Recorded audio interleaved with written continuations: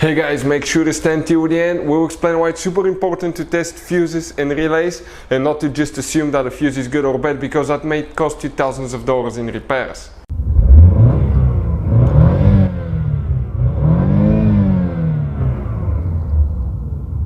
Hey guys, welcome back to Electrical Car Repair Live. Thank you guys for watching and subscribing to the channel. Today will be super helpful video to any of you having a Ford Mustang 6th generation, guys. I'm talking about year 2015 to year 2023.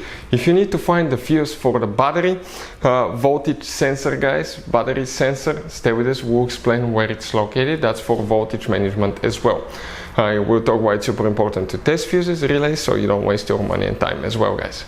Before we start, guys, let me tell you a little bit about us. Every single car we get here at the garage, guys, we make at least 200 to 300 free repair videos. We take them completely apart. We take engines apart, transmission. We show you how to fix pretty much almost anything, guys.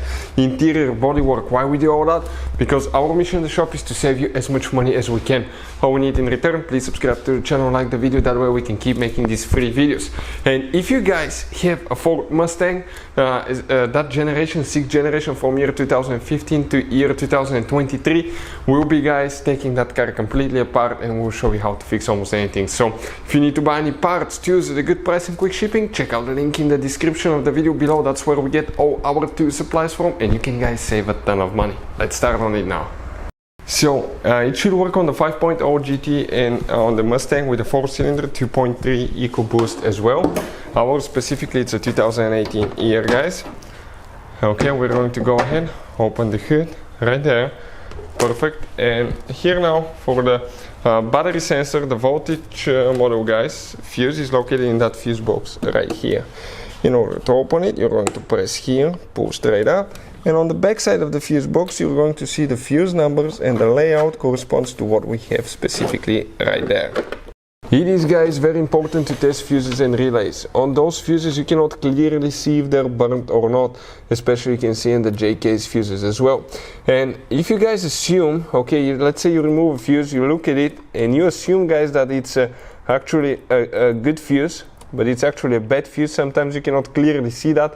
What can easily happen, guys, at that point, you can put the bad fuse in and you start replacing parts and tools that you don't need to, so you lose your time, you lose your money to fix a problem that doesn't exist, when all we had to do is test the fuse and replace it. We'll put a link to a special video that will teach you how to test fuses, how to check relays very easily as well, guys. So check it out, it will be in the description of the video below.